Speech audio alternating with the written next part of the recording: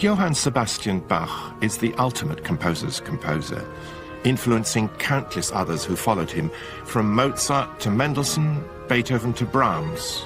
And not just in classical music. From Duke Ellington to the Beatles, musicians in jazz and pop have also fallen under his spell and learnt from his techniques. Bach is still the benchmark, a musical gold standard. We know very little about Bach's life. There are only a few facts to go on, and our image of him is skewed by statues and paintings of a stern, forbidding figure in a frock coat and a powdered wig. But then there's the music.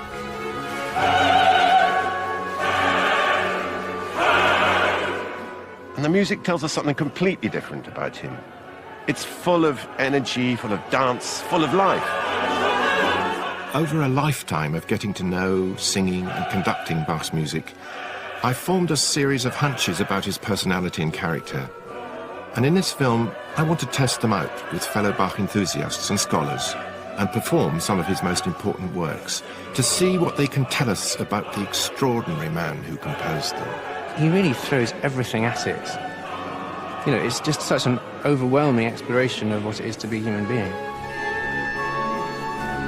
I think he's a scientist at work, and instead of using the language of mathematics, he's a scientist using music. The level of inspiration on which he works is, I think, unparalleled in the rest of music.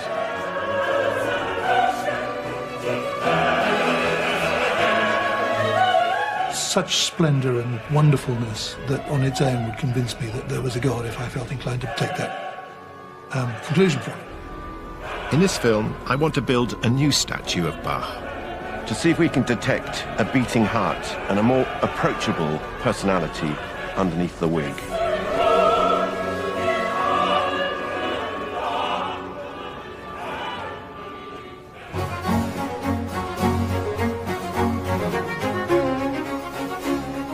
My own engagement with Bach began as a small child growing up on a farm in Dorset. Just before the war, a refugee from Nazi Germany arrived with a painting in his rucksack, one that his great-grandfather had bought in a junk shop, and he asked my father to look after it for him. It was one of only 2 portraits painted of J.S. Bach in his lifetime. So I passed it every day of my life until I was 10, when the painting was sold and moved to Princeton, New Jersey. This is the first time I've seen it since 1953. What's so striking to me, seeing it again, is the intensity of his gaze. I mean, those eyes. It's just extraordinary. They're so penetrative. I still feel there's a division between the upper half of his face and the bottom half. The upper half is so intense. It's got that beetle-browed, slightly myopic look.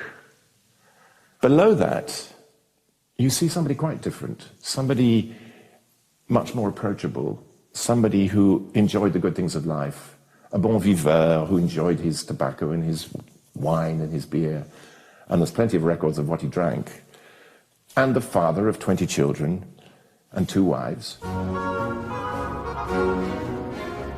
We know pitifully few hard facts about Bach. There's very little to go on, and only a handful of personal letters. But as in any good detective story, it's often the gaps, the seeming contradictions in the tale, that are as suggestive and intriguing as the hard evidence available.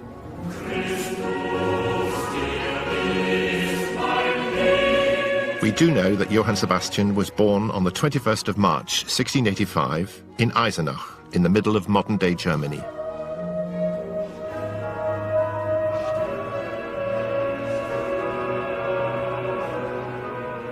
This is the so-called Bach House, now a museum devoted to him. Until recently, it billed itself as the house where Bach was born and where he grew up. We now know that's definitely not the case. As with so much of his life, exactly where Bach was born remains a mystery. Johann Sebastian was baptized here at 2 days old in St. George's Church in Eisenach. Later, he sang here in the choir. As a child, he's said to have had an unusually fine treble voice. 200 years before him, there was another chorister who stood in exactly the same place. Now that was Martin Luther. And Luther created a revolution here in this part of Germany. Bach's whole life was to be profoundly influenced by Luther's Reformation. Luther set in train a new way of worship. It totally transformed the role of language and music in church. Bach's own music was filtered through his strongly held Lutheran beliefs and upbringing. Luther preached his Reformation here in the Georgenkirche in 1521, and then he disappeared. Actually, he hadn't gone far. In fact, in the greatest of secrecy, Luther was in hiding up here in the Wartburg, the imposing castle that looms above the town of Eisenach.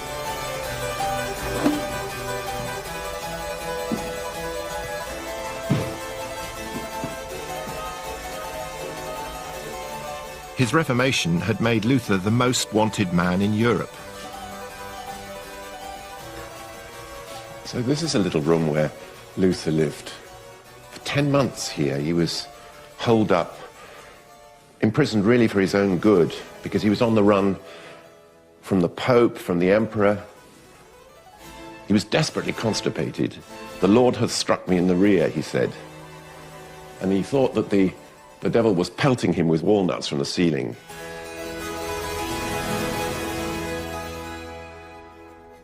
Luther decided that his best weapon to use against the devil was black ink.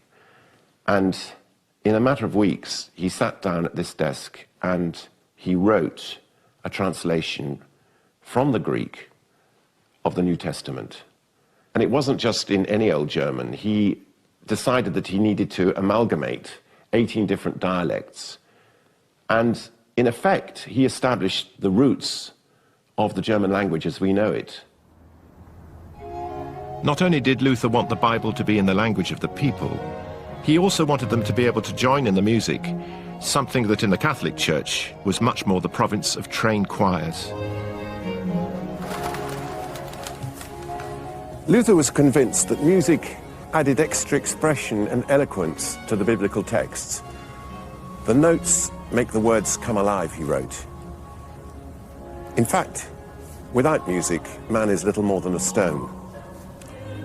So the words appealed to the intellect and music appealed to the passions. And besides, why should the devil have all the good tunes? Luther and his followers made sure he didn't.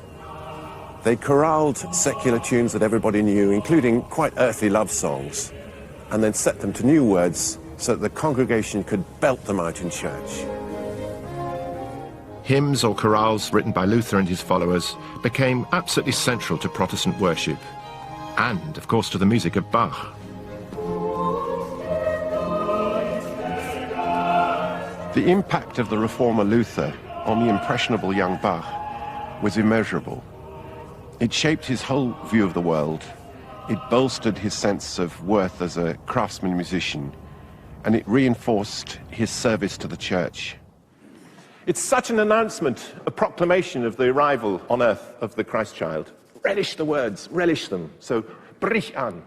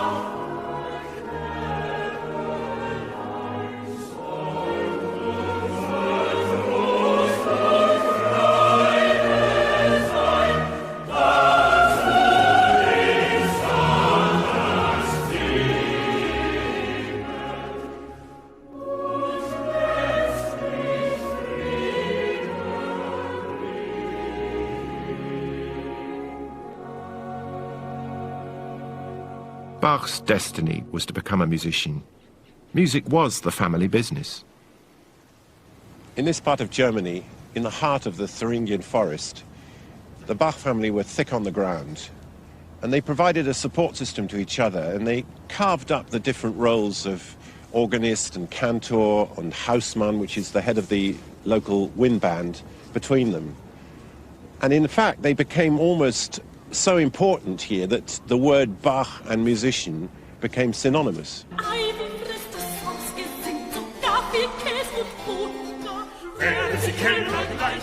The Bach clan knew how to let their hair down and often got together for raucous family celebrations.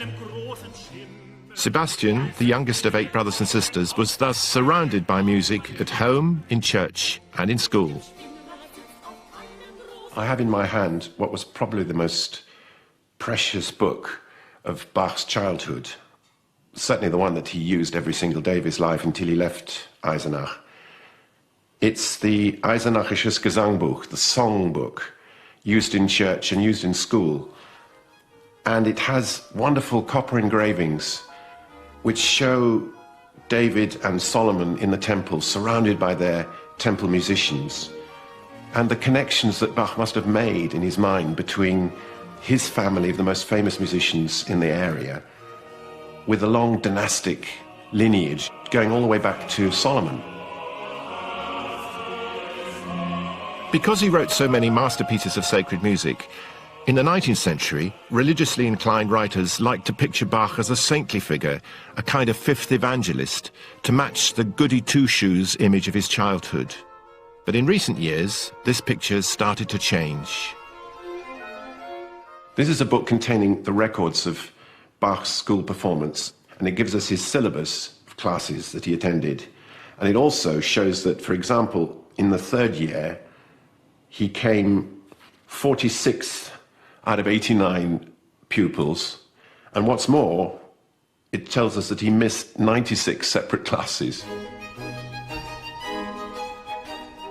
This is a fascinating document because it's somehow slipped under the radar. It's a report on school conditions in the Latin school where Bach was a pupil, and it shows the lack of textbooks, the overcrowding, the cheeking of the masters, the throwing of bricks through the windows, all sorts of proto-hooliganism, and it's been kind of neatly ironed out of all the biographies, and so it's really interesting to come to light now.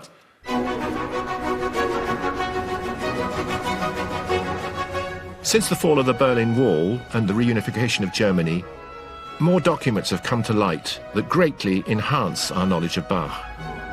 In particular, the Bach archives in Leipzig have made huge strides in discovering more about the composer's working methods, and for the first time opened their doors to researchers. All the significant documents about Bach, many originals, some copies, are here. When Bach was 50, he suddenly got a fascination for family roots and family trees, genealogy, so he wanted to give himself legitimacy in some way.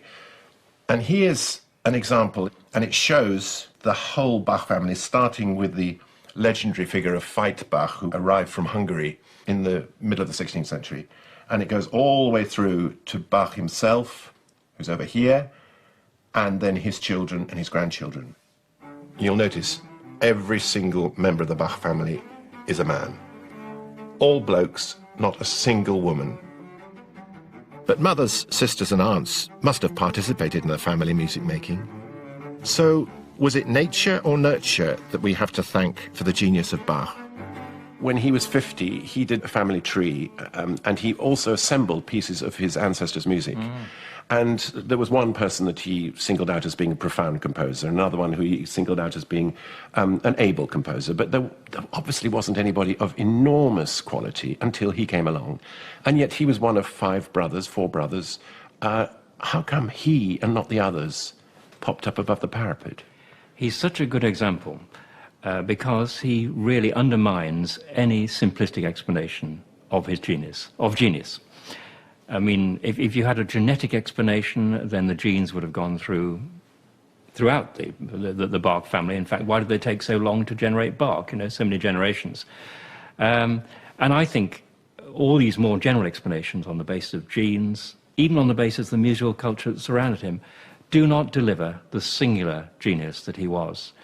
And it's a pity, in a way, we can't accept the singularity of people who are manifestly unique. We just can't bear the idea that genius is unexplained. But that's not to say Bach was self-taught. His father's cousin, Johann Christoph, was the profound composer he referred to. His music, only recently rediscovered, is the link between Bach and the earlier German tradition. Johann Christoph may also have been Sebastian's first teacher at the organ, an instrument he was to make his own.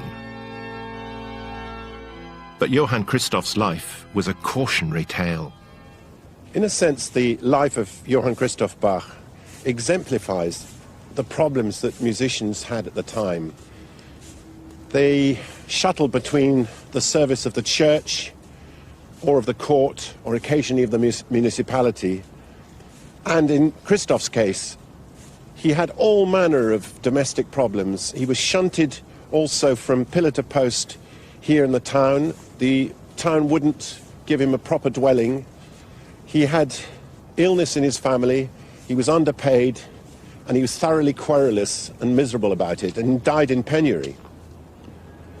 But there's another side to it, and this is one that Sebastian may well have picked up from his elder cousin, which is that as a composer, you can channel all that frustration and disappointment into music. And the marvelous thing is about Johann Christoph's music and Sebastian's music is that it has this wonderfully consoling and uplifting quality to it.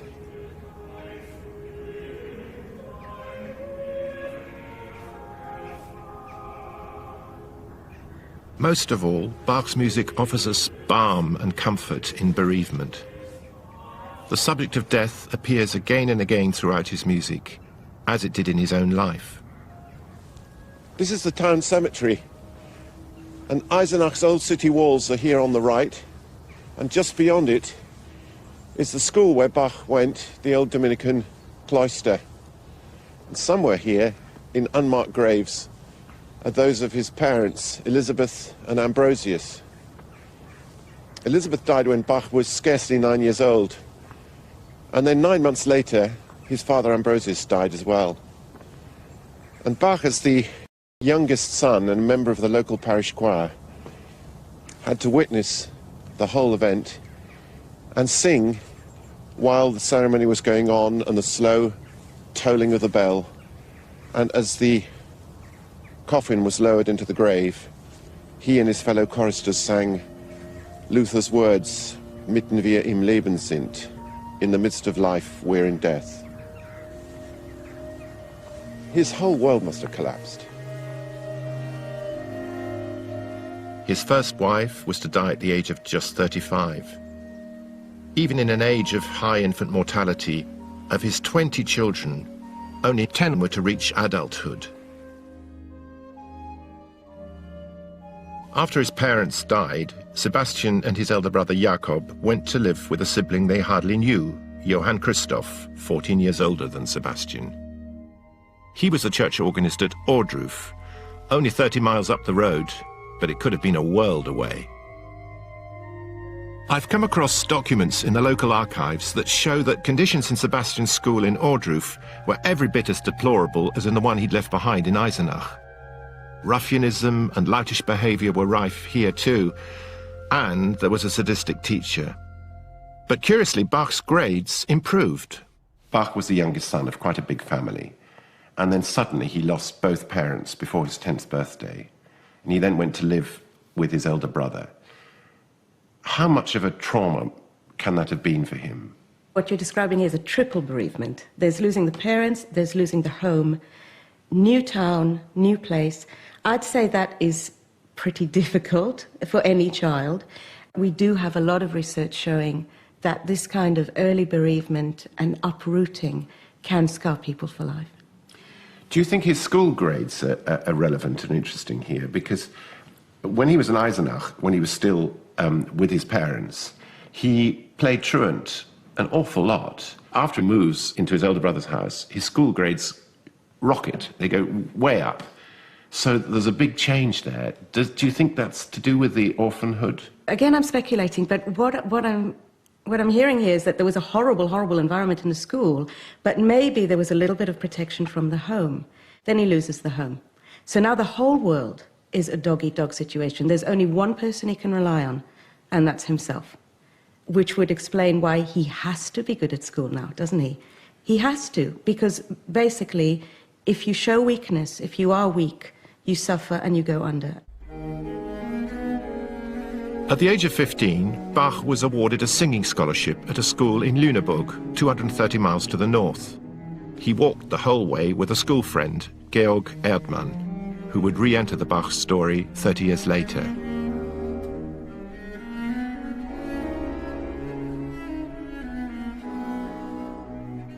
Bach spent 3 years in Lüneburg from the age of 15 to 18. His voice would have broken almost as soon as he got there. So what was he doing in the meantime? This is one of the great puzzles of Bach's life.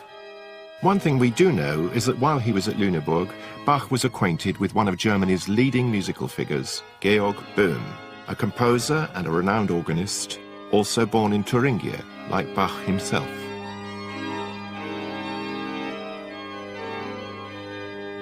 This is a letter that Carl Philipp Emanuel wrote to Bach's first biographer, Johann Nicholas Forkel, telling him all the bits and pieces that he could remember about his father. And the particularly interesting thing here is when he refers to his former teacher, Georg Böhm, he crosses it out. Why, having written that Böhm was his father's teacher, did Emanuel think better of it and erase the reference? In 2005, a suggestive new clue came to light. Some leaves of organ tablature, for many years wrongly catalogued in a German library, were rediscovered by Leipzig Bach archivist Michael Maul. When I read the Latin phrase at the end of the manuscript, copied after a manuscript of Georg Böhm in the year of 1700 in Lüneburg. And I know one person who was in 1700 in Lüneburg and was very interested in very good organ music, and that's the young J.S. Bach. After comparing the manuscript with the other examples, we can be absolutely sure that no one else than Bach is the writer of these manuscripts. I mean, this is the missing piece in the puzzle, isn't it? Yeah. Because it says that he wrote this on paper belonging to Georg Böhm. So he went and maybe became a student or an apprentice to Georg Böhm. Yes. And under his supervision wrote out this very difficult piece, which proves that he played this music. So he was already a virtuoso.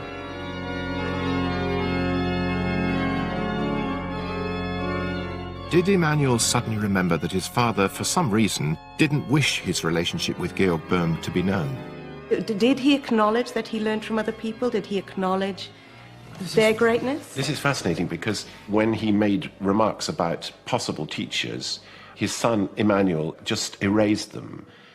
So Bach didn't want that to be known. He wanted everybody to know that he'd done it entirely on his own, off his own bat. If he had this assumption that you have got to have power and you should never show weakness, he would be very poor in acknowledging those sources. At the age of 18, Bach, as well as being a virtuoso organist, was a competent violinist. In 1703, he left Lüneburg to return to the family stamping ground. In Arnstadt, only 30 miles from where Sebastian was born, the city fathers had put a tax on beer in order to pay for a brand new organ for the Neue Kirche. Bach was hired to test the new organ and then to play it in audition in front of the thirsty citizens. He landed the job on more money than his father had ever earned. But there was a catch. The council insisted that he provide new music. All he had at his disposal was a ragtag and bobtail band made up of mature students. Thus Bach began his career as a composer, but not in exactly auspicious circumstances. He wrote a cantata, his first, in which there's a very important bassoon obbligato, a solo for the bassoon in 3 of the movements. It was a banana skin. The bassoon part starts innocuously enough, honking away at a steady old lick. But then comes a bassoonist's worst nightmare.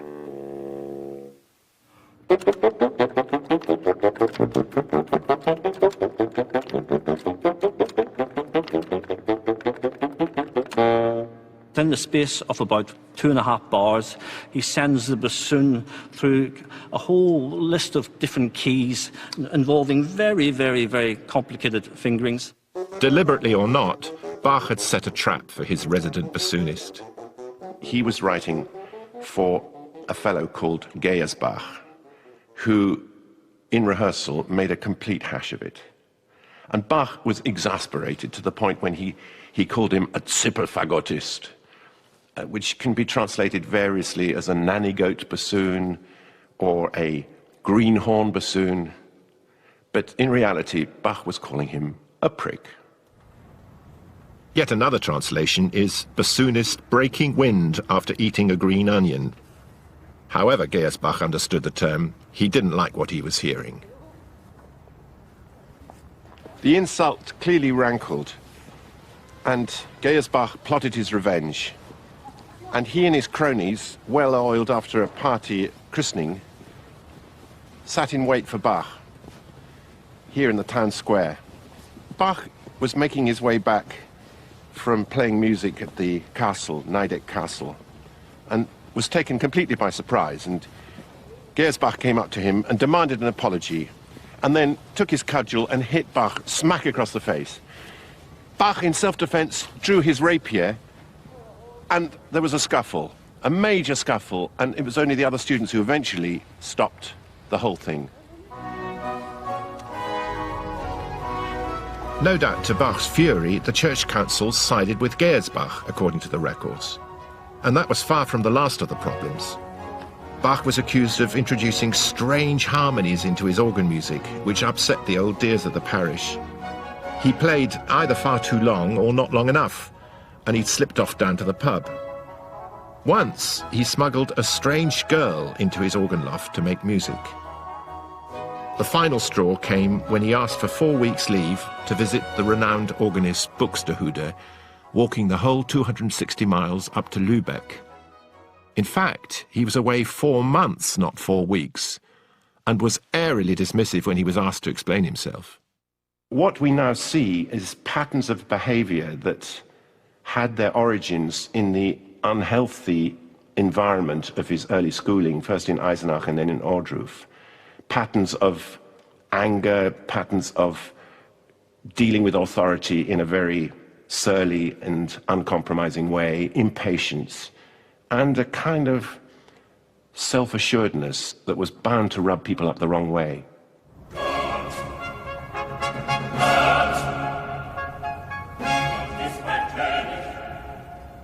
Bach is commemorated in Arnstadt by this curious recent statue in Jack the Lad pose, perhaps in a nod to his feisty and fractious stay here.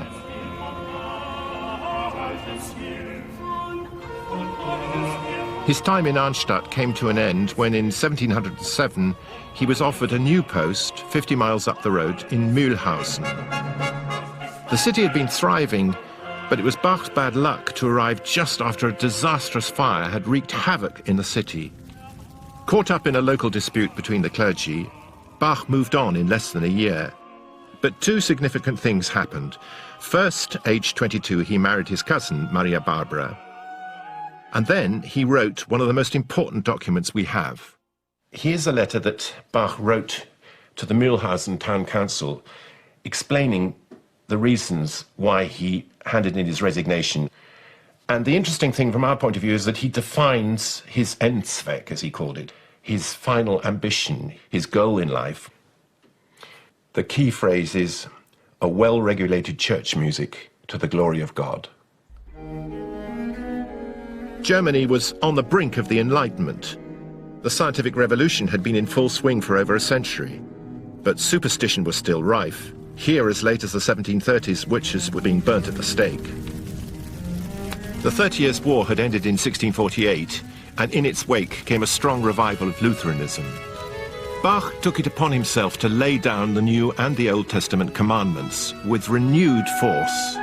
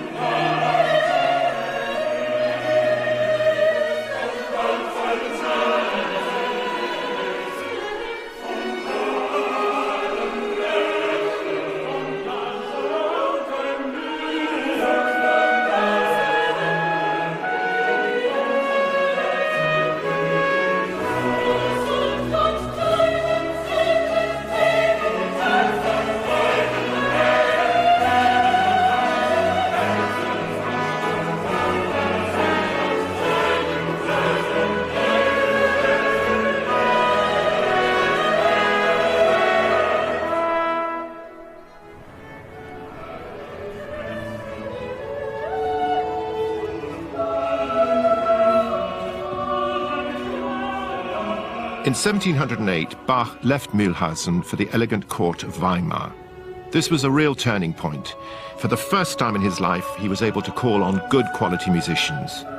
But as so often in his career, there was a snag. In fact, there were two of them. Weimar was ruled by a pair of dukes, an uncle and nephew team. It was a recipe for disaster. The musicians were employed by both, but the uncle made it known to the musicians that if they played for his nephew, they would be liable to be flogged, dismissed out of hand. In fact, there was one poor horn player who was dismissed on the spot, flogged, and then eventually hung as an example, terrible example to all the other musicians what would happen if they stepped out of line.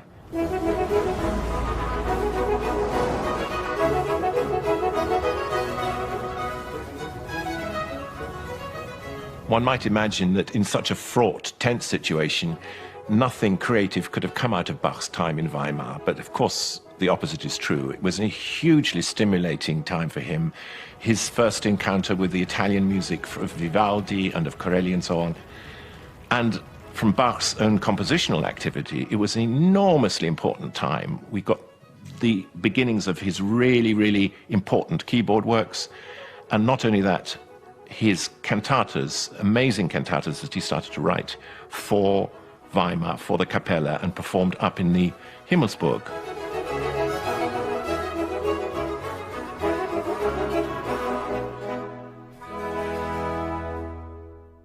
Originally, a cantata was a small, intimate Italian piece for a solo voice and a couple of instruments.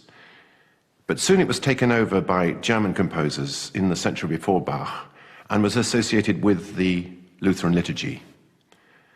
But by the time Bach came along, it had grown into something almost gargantuan. His 200 pieces last anything from 25 to 30 minutes each, occupied a place somewhere between the reading of the lesson and the sermon, and they reflected the theme of the day, as it were. You pity the unfortunate preacher who had to follow music as eloquent as this. Siehe, siehe, ich stehe vor der Tür und klopfe an, so jemand meine Stimme hören wird und die Tür auftun, zu dem werde ich eingehen und das Abendmahl mit ihm halten und er mit mir.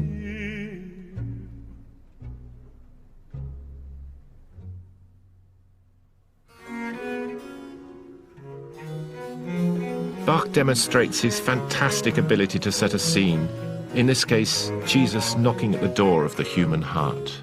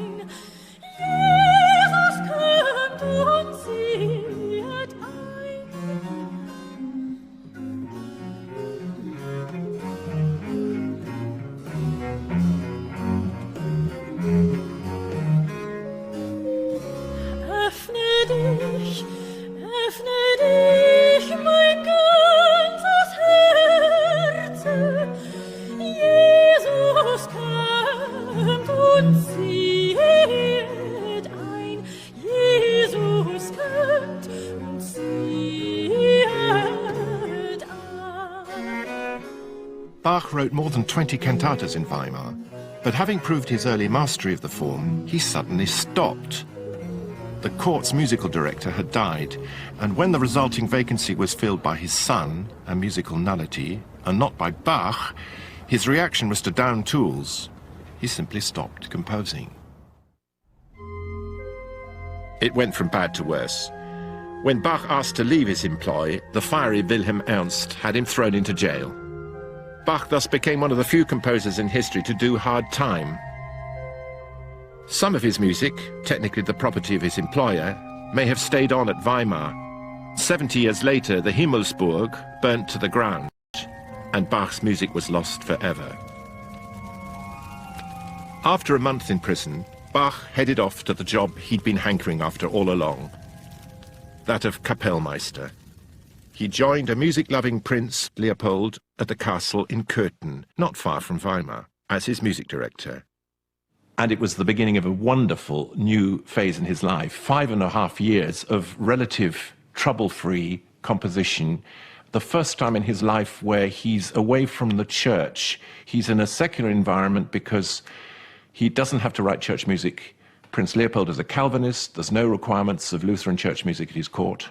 Bach is settled with his family, and he has a sympathetic and extremely music-conscious and music-enthusiastic boss. Bach completed the famous Brandenburg concertos at Köthen, as well as a set of solo cello suites, which are today amongst his most popular works.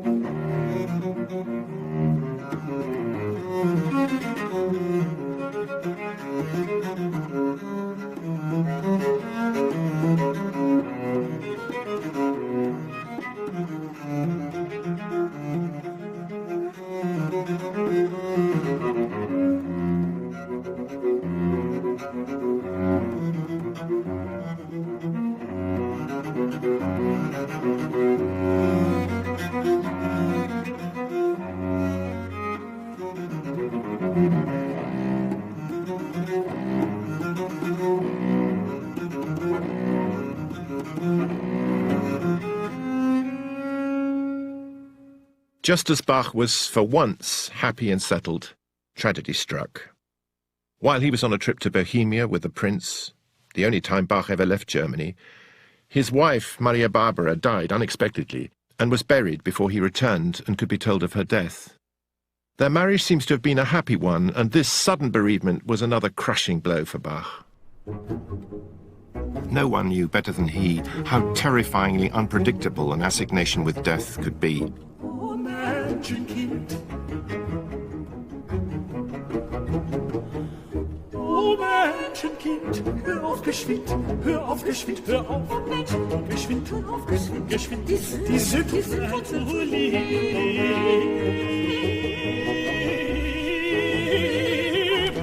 Oh Menschenkind, hör auf geschwind, die Sünden zu leben.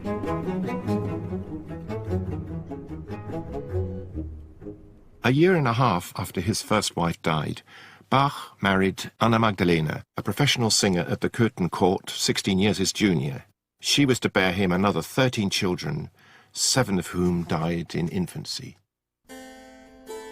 For his new wife, and at her request, Bach gathered together the music of the Anna Magdalena notebooks. Also at Köthen, he began the 48 preludes and fugues of the well-tempered clavier. It's typical of Bach that to test out a new tuning system, he wrote 2 pieces for each key, major and minor. For me, the driving thing for Bach, I think, must have been this obsessive rigour.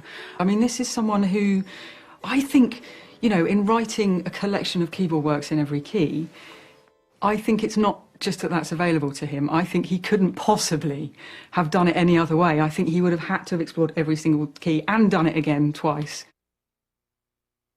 Bach's inventiveness is proved by a puzzle contained in the music he's showing us in the famous portrait I passed every day as a child.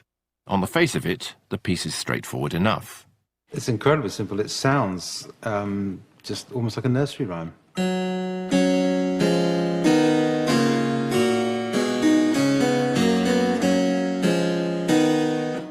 But that's the version that we see as he shows it to us in the portrait. But from his perspective, what do we see? Well, if you turn the music up the other way around and read it backwards, what you get is this.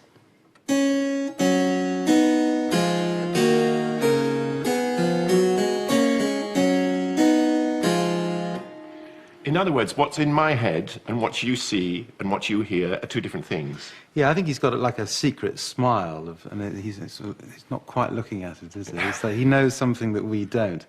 And I love the fact that it took 100 years for people to start working it out. The clue is in the title. It's a piece not for 3, but for 6 voices. If you move the reverse version by a bar, you get this incredible 6-part bit of pop music, really.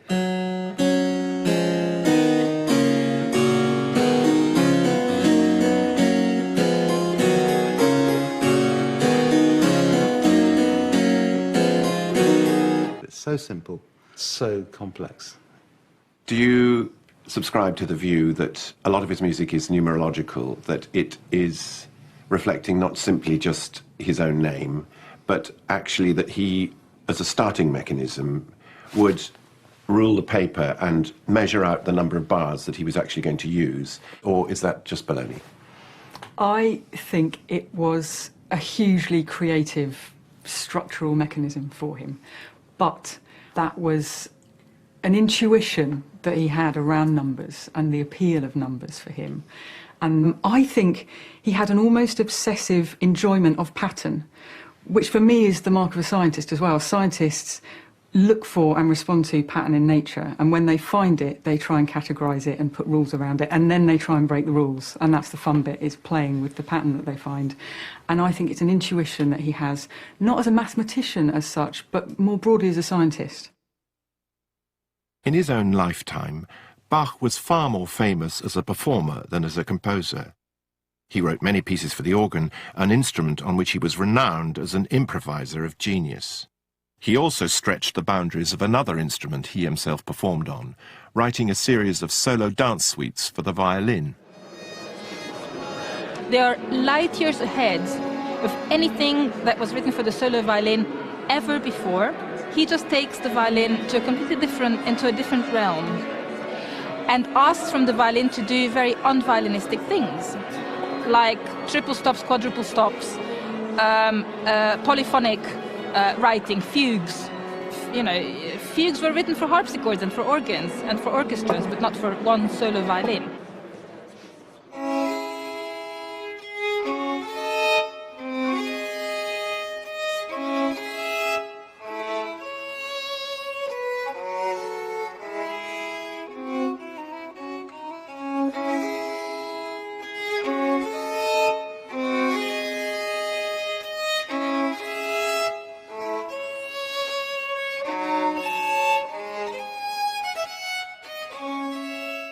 That is storytelling too. It's a story, if you like, about 4 notes, about D, C, B flat and A. But it's also a soliloquy. It's a very dramatic argument in a similar way to Hamlet's To Be or Not to Be, where you've got a voice arguing with itself and listening to the counter arguments and arguing with the counter arguments and speaking against the counter and so on.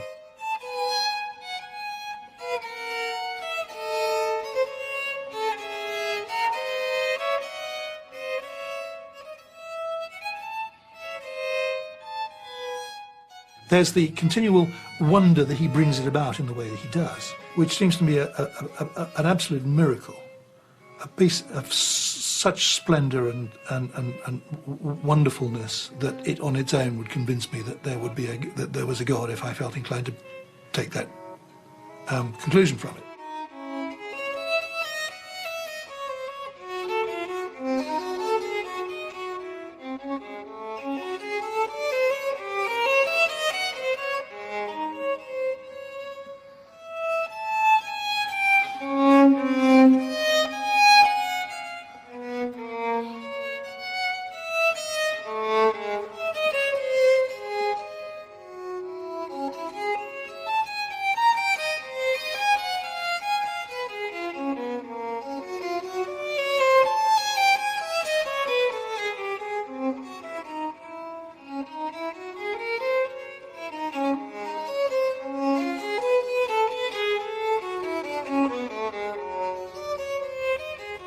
Aged 38, Bach was now at the very peak of his powers.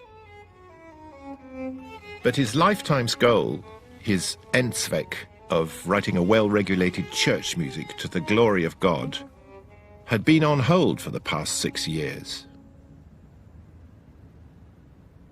The opportunities for writing church music to a high standard only came to Bach very, very rarely in his life.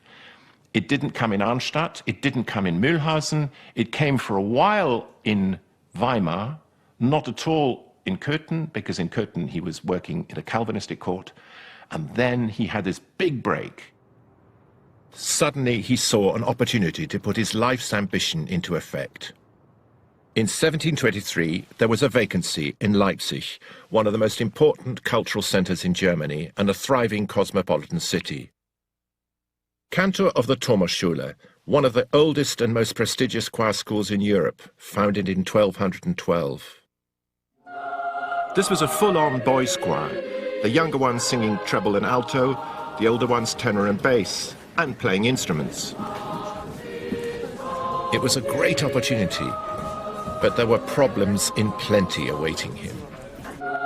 Besides music, Bach's duties would also include teaching the boys other school subjects, but he drew the line at teaching them Latin. What's more, only a thin party wall would separate the boys' dormitories and classrooms from Bach's own private living quarters. Bach's determination to see his church music project through eventually overcame his reservations. In April 1723, he showed up at the Leipzig City Hall to be interviewed and offered the job. So despite all his misgivings, Bach decided to throw in his lot and to accept the title of Thomaskantor and director of the city music here in Leipzig. So he signed his contract and he swore fealty on the Holy Bible. One of the councillors is on record as saying, since the best man couldn't be obtained, mediocre ones would have to be accepted. The truth is that neither party to this contract could have guessed what they were letting themselves in for. In Bach's own words, hindrance and vexation.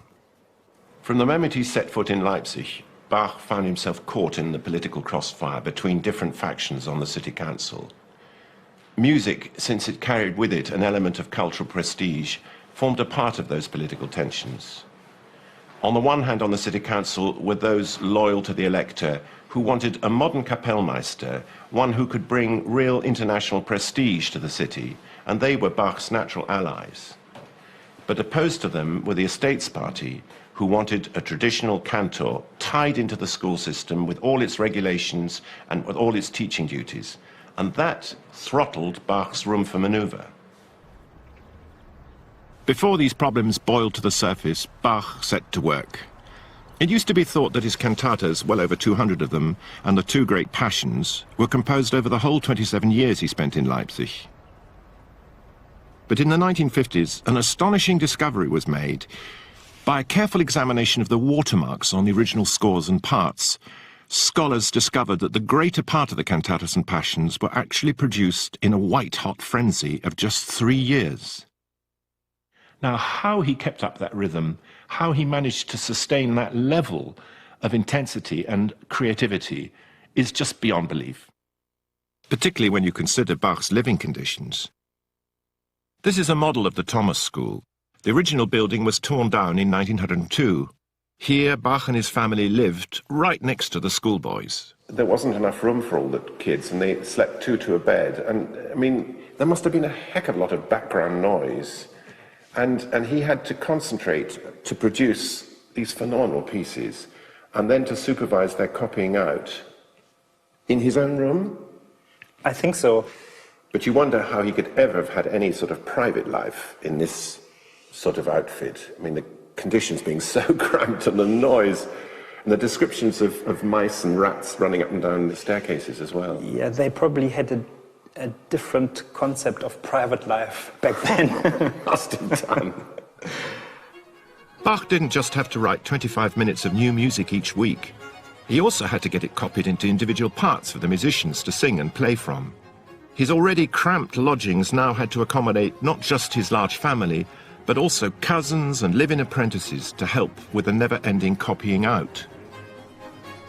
In the pressure cooker atmosphere of the Thomasschule and this devastating pace that Bach had set himself, things started to go wrong. If you look at this, you'll see there's a frenzy in the writing. It's almost as though he hardly has time to actually put the beams of the semiquavers and demi-semiquavers into the page. They look like bamboos in a hurricane. And here's something interesting, because this is Kuhnau, one of his favorite copyists. And Bach, leaning over to see what Kuhnau's copied, notices that his name has been misspelt, B-A-C-C-H. He gives him a hell of a cuff across the earlobe, and the ink flies across the page. And here's another example. A cousin, Johann Heinrich, came to Leipzig, and Bach put him to work immediately in the sweatshop of copying. He's made a complete hash of it. He's written out the chorale in the wrong clef and mistransposed it. So he has to cross it all out, and Bach himself has to leap in and write out the chorale neatly at the end. I mean, what a plonker. Here you can see Bach painstakingly trying to repair the damage against the clock to make sure that there weren't terrible errors on the music stands when it came to the one and only rehearsal before the cantata was performed.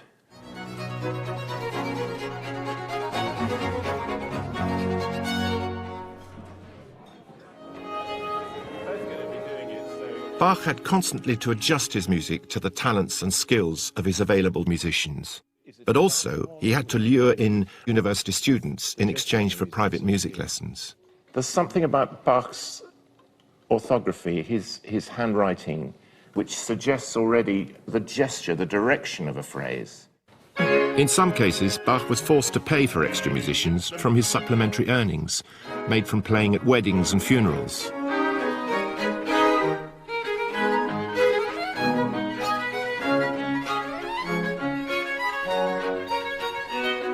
At the end of each frantic week, Bach unveiled his latest cantata. What the Leipzig congregation made of these towering works, frustratingly, we simply don't know. All we do know is that plenty of people would have heard them. Leipzig was known as the city of churches. It's been estimated that on a normal Sunday, of a population of 30,000, 9,000 parishioners and members of society were crammed into these two churches, the Thomaskirche, the Nikolaikirche, and bulging from the seams of the other churches in the town. Thus, every week, Bach had an audience 10 or a dozen times bigger than in any opera house. Unfortunately, people at the main churches tended to behave as if they were in an opera house, much to the fury of the clergy. The preachers very often think they don't listen carefully to the sermons, that's for sure. You get all kinds of complaints about people flirting in church, people sleeping in church, people throwing paper airplanes in church, yes, and taking snuff in church. And all dogs kinds coming of into the dogs church. Coming into church, absolutely. And some churches employ special dog whippers to try to get the dogs out. But and I mean, earlier on you've had complaints about people taking pigs through church because it's the quickest way from where the pig was to market and so on. So I think our sense of proper behaviour within a church is different. So there must have been a huge amount of noise, and one of the problems, that's one of the few things we really do know, is that people drifted in and out before the sermon, after the sermon, during the music. It must have been chaos.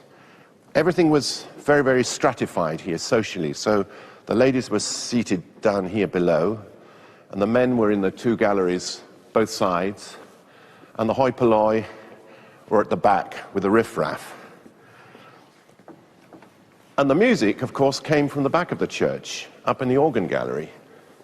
And it was raining down on the congregation, but exactly at the moment when the ladies made their grand entrance. And given the fact this is Germany, there was a huge amount of social greetings, wie geht es Ihnen, gnädige Frau, that sort of thing, while the ladies took their seats and then gazed up adoringly at the preacher about to give his sermon. And the hubbub during Bach's music must have been excruciating. Poor man. This, then, is the congregation who first heard the masterpiece Bach presented at the Nikolaikirche on Good Friday, 1724. It was his first Passion oratorio, the central jewel of his necklace of cantatas, a musical retelling of the story of Jesus' arrest, trial and crucifixion. There'd been passions before, but nothing so radical, so complex or as ambitious as Bach's John Passion. He ingeniously blends orchestral and choral writing into a thrilling amalgam of storytelling, meditation and drama. Can I just have the cello and bass, please? Now, viola start. Bar 1. That's okay. Now, can we just add the violins, please? And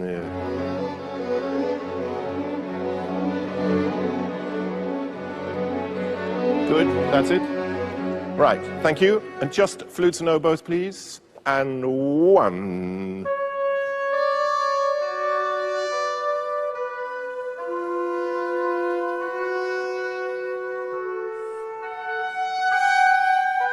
It's like nails being driven into bare flesh. That's it, that's it, that's it. In this opening chorus, he does something which none of the other people had done, which is to set up a huge dynamic tension between this turbulence in the orchestra going on and this tremendous acclamation of Christ in Majesty.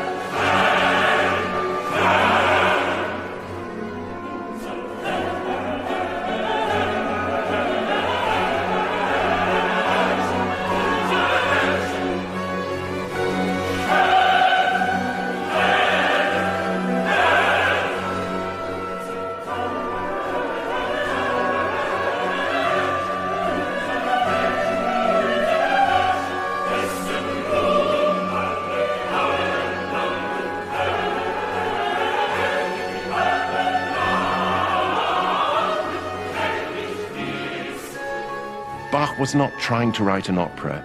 Bach's purpose was to draw the listener in, to recreate in front of their ears and eyes the drama of Christ's crucifixion.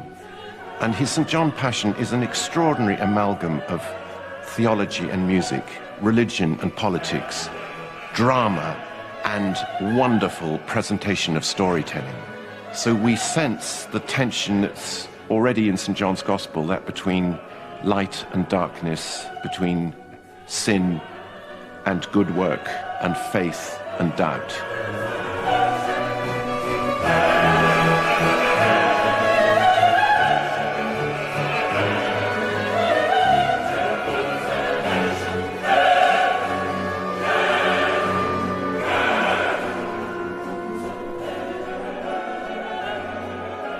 John is particularly remarkable because you could say that in his account of the Passion, everybody else suffers and is perplexed and agonized, and Jesus is utterly stable. I mean, he's not suffering, he's not under things, he sort of stands there Zen-like. Over and above them. Zen-like. He's extremely enigmatic. Jesus antwortete, du sagst, ich bin ein Ich bin dazu geboren und in die Welt kommen, dass ich die Wahrheit zeugen soll.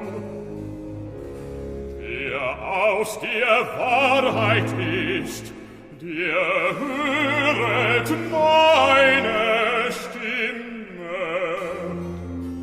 I mean, in the middle you have Christ's sacrifice. in which he takes upon himself human sin and gives people back grace. That's in the middle. And then on one side of that, there are the individuals in the text, particularly Pilate. Then on either side of that, there is community. There's the mad community. The mob. Of the chorus, the mob, hysterical, paranoid, utterly deranged, really. On the other side is the present community, which is in order and sings these sculptural, monumental chorales.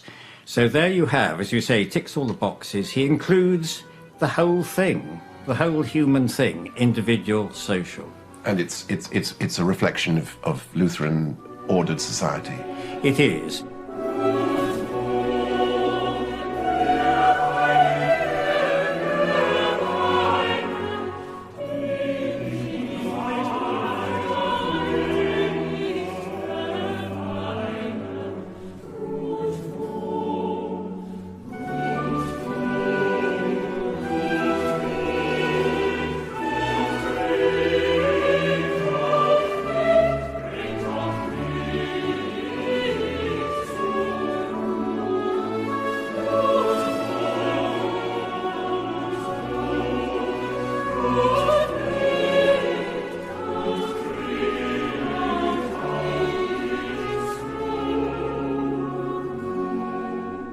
Today, the St. John Passion is accepted as a masterpiece.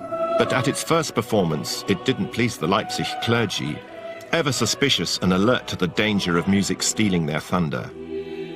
Bach was forced to revise it radically over the next year, and only towards the end of his life was it once again performed in a version close to its original.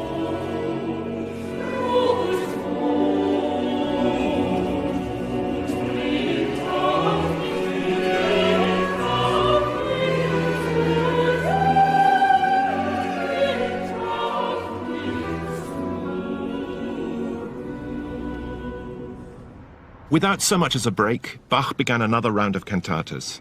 This time the cycle was based on iconic chorales, and Bach had to write a new work each week.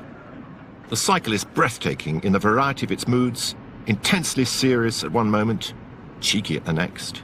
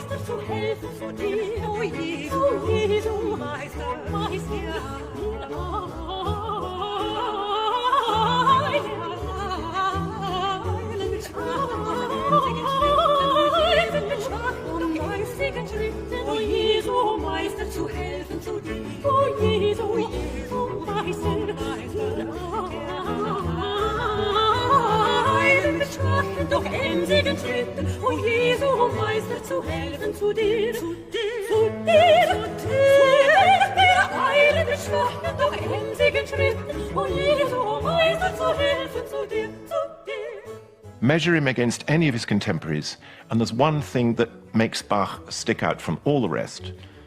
He didn't write an opera, not a single opera. And yet, at the time, opera was really the gold currency. It was the thing that established careers. It brought with it fame, it brought with it success, it brought with it a lot of money. And Bach would have none of that.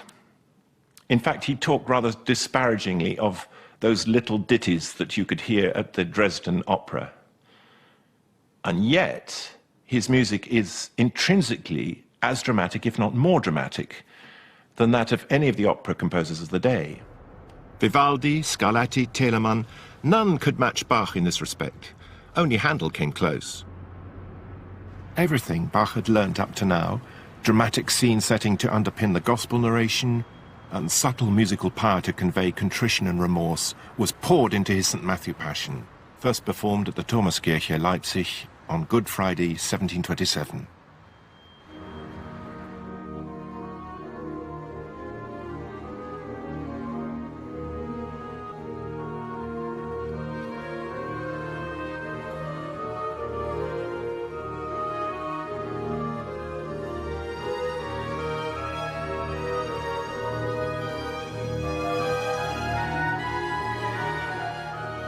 The St. Matthew Passion is even more atmospheric than the St. John.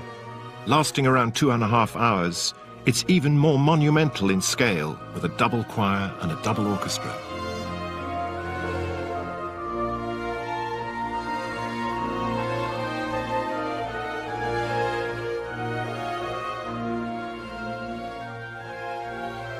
He speaks with the voice of someone whose belief is absolutely rock solid, goes right to the roots of his being. He believes this, every word of this. It is true, it is completely true. And there's a solidity, a firmness to what comes through in the Passions that I've seen very rarely anywhere else. Jesus sprach zu ihm, du sagst, doch sage ich euch, von nun an wird's geschehen, dass ihr sehen werdet des Menschen Sohn, sitzen zur Rechten der Kraft und kommen in den Wolken des Himmels. You wonder, well, where is there room for Bach's own voice? It's difficult to answer, but I feel there are moments, there are chinks in the drama where you feel that Bach himself is very much present and very much making the decisions.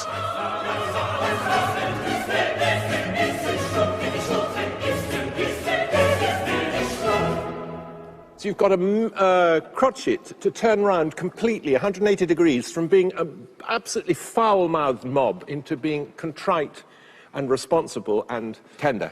And bewildered. Who's hit you? We don't understand. Go.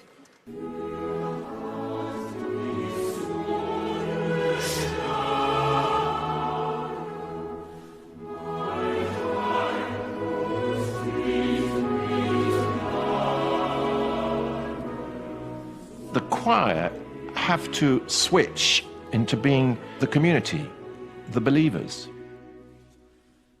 And it's in that moment that I feel Bach is saying, this suffering is unbearable. We have to stop it. We have to show our sense of moral outrage.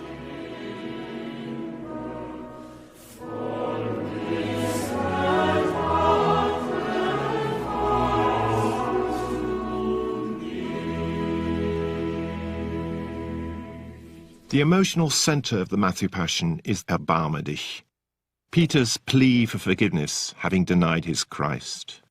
In comes the violin announcing Erbarme dich, and the violin, with no words at all, can convey, in a way that the human voice could not convey, this concentration of lamentation, of grief, of contrition, of utter abject horror, in a way, and yet taking on to a spiritual level, because the voice line of the violin becomes an agency of compassion and of forgiveness. And that's before the singer sung a note.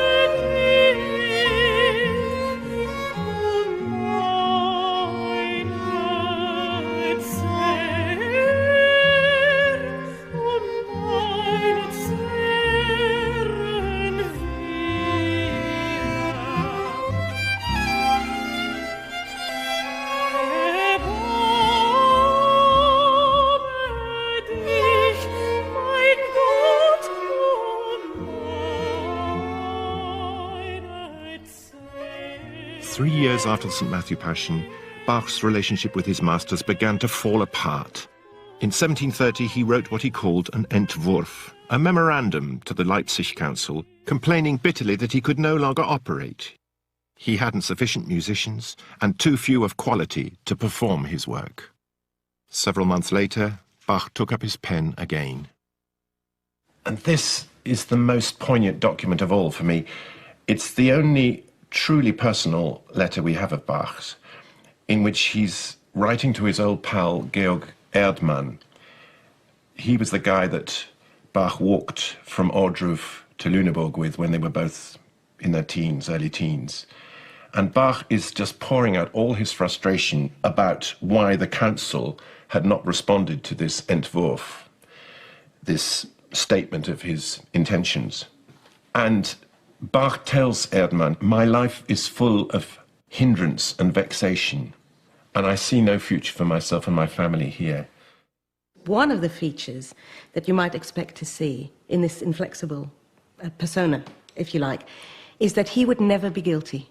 No matter what happened, it's always somebody else's fault. Does that ring? Yes, it does. Because he's never to blame. He always has a reason. And his motto, I don't know whether it's his motto, but something, it's like a mantra that comes up and again, is that my life is lived always with vexation and hindrance. I have brought you something here, which is a textbook definition. And this is paranoid personality disorder. And these are the characteristics: pervasive suspicion of others, distrusting their motives, others seen as deliberately demeaning or threatening, constantly expect to be harmed or exploited, very sensitive to perceived slights, fear and avoidance of anything that could make them feel or seem weak. That's a perfect description. The one thing that we do know is that there is an association with bullying and abuse in childhood. Thanks to the boneheadedness of the City Fathers and the obvious flaws in Bach's own character, his output of religious music now began to dwindle away. St. Thomas's Church didn't deserve those cantatas. Nobody deserved those cantatas, but least of all St. Thomas's Church. That's the striking thing about a great artist, is they deliver absurdly over contract, heartbreakingly over contract. And that is the thing that I think is most impressive, very deeply moving about him. There he is, worrying about his children, who are popping off one after the other, worrying about their education, trying to keep the town councillors less irritated, and so on and so forth. And at the same time, he just delivered this work that 250, 260 years later is supreme in the canon. Bach now gravitated towards the other main centre of music making in Leipzig, the thriving coffeehouse scene. Here was a different audience, a more relaxed ambience in which to make music, with better musicians from the university, eager to learn from the master. But Bach didn't completely give up on sacred music. Indeed, his new secular style found its way into religious pieces of unbuttoned high spirits. Mein gläubiges Herz frohlocke, sing Scherze. Mein gläubiges Herz frohlocke, sing Scherze. Frohlocke, sing Scherze, dein Jesus ist da. Mein gläubiges Herz frohlocke, sing Scherze. Frohlocke, sing Scherze, dein Jesus ist da.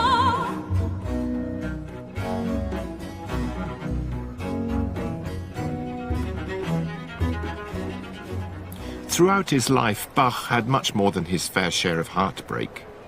That direct experience of personal grief comes over in his music, but never in a saccharine or morbid way, but as consoling, soothing, uplifting. In many ways, you can imagine he's creating a lullaby for himself, which again becomes a lullaby for all of us, a profound lullaby, which comforts him, and through him comforts us. Es ist vollbracht. Es ist vollbracht. Das Lamm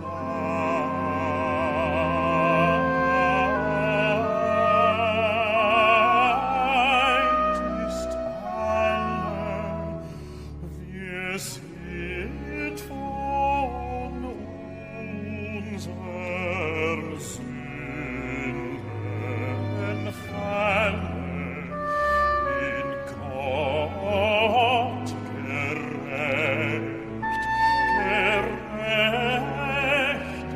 gemacht, in Gott gerecht gemacht, in Gott gerecht. Wir sind von unseren Sünden frei, in Gott gerecht, in Gott gerecht gemacht.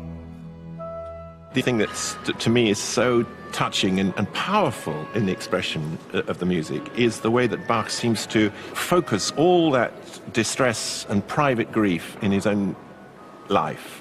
The loss of parents, the loss of children, the loss of a wife, always the difficulties that he was experiencing.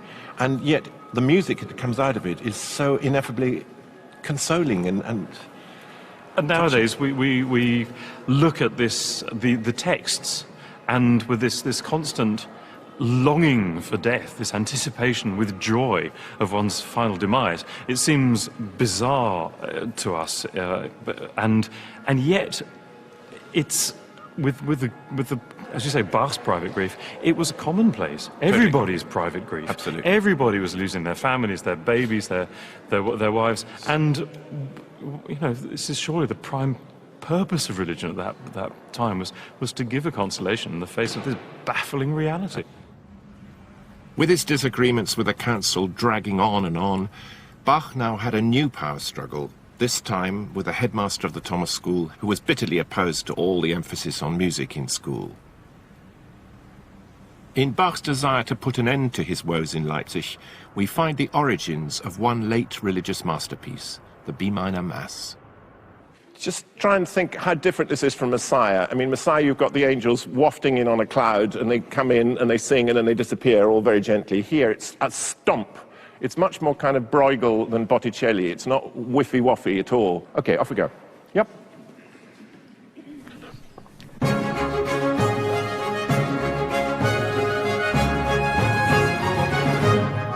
Bach was angling for a new job, or at the very least an honorary title, at the court in Dresden, which was Catholic. So despite his unwavering commitment to Lutheranism, Bach, ever practical, saw that there was an opportunity for composing a Latin Mass on a grand scale.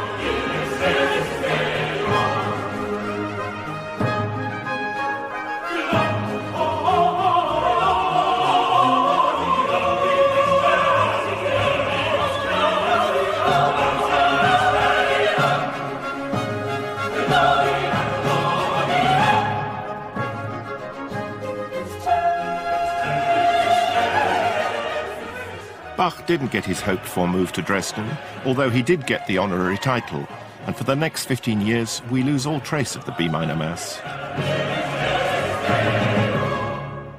And then suddenly we have a Missa Tota, a complete Catholic Mass, with the magnificent credo and the wonderful Agnus Dei and the touching way it ends with the Dona Nobis Pacem. This was Bach's compendium of all the styles since he was a young composer, up to the most recent music that he composed. It was his version of Ars Perfecta, of art perfected. I mean, this is Bach at his most playful, most jazzy, and most exotic, and it's ebullient. And that's what we need to feel, because there's something really folky about this music. See if we can get that through.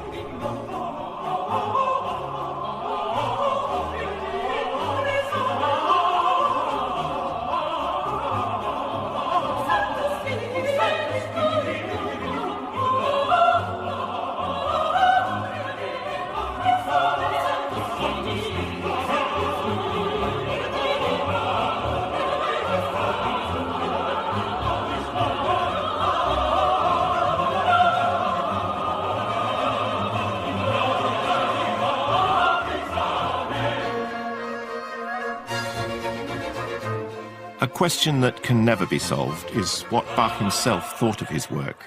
But we do have one clue that suggests he saw himself and his music as inextricably linked. He loves inscribing his own name, B-A-C-H, the family name, into his music in all sorts of contexts. And you can only do that in German because H doesn't exist in English. You know, it's not a note on the piano. But in German, B is B flat, isn't it? A, C, B natural, which is H. So that's the little kind of family motto that's in there.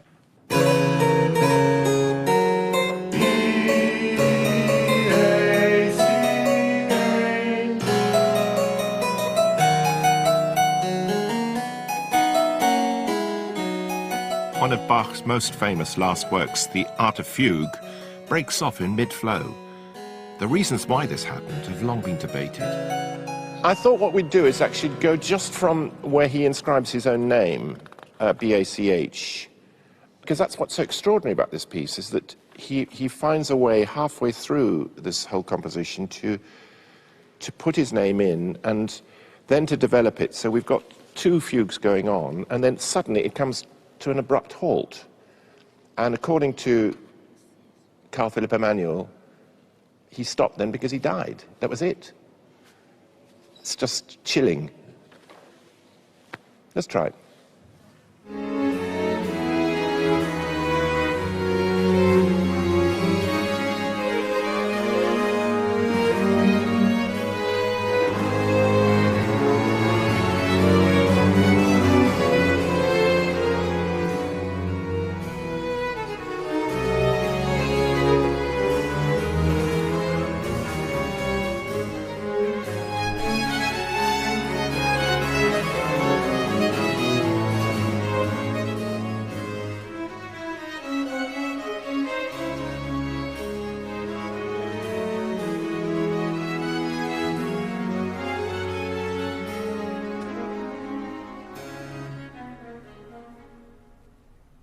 My fantasy is that it's completely deliberate, and that actually it's that unfinished business that I've written my music for the future, and someone else is going to carry on now.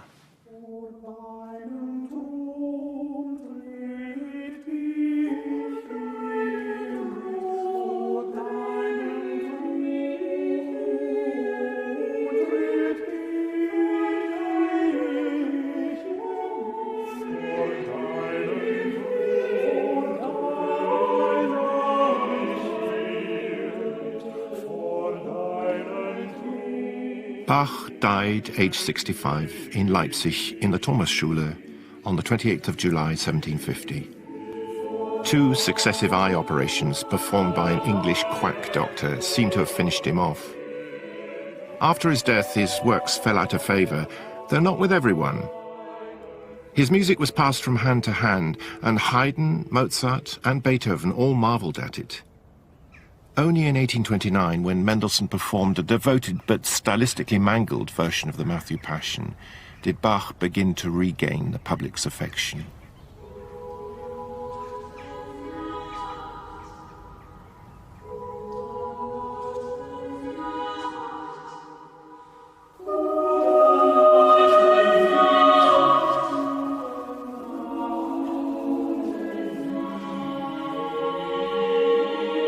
Bach's legacy is assured. If Monteverdi was the first composer to find musical expression for human passion, and Beethoven, what a terrible struggle it is to be human and to aspire to be godlike, Mozart, the kind of music we'd hope to hear in heaven, Bach is the one who bridges the gap. He helps us to hear the voice of God, but in human form, ironing out the imperfections of humanity in the perfection of his music.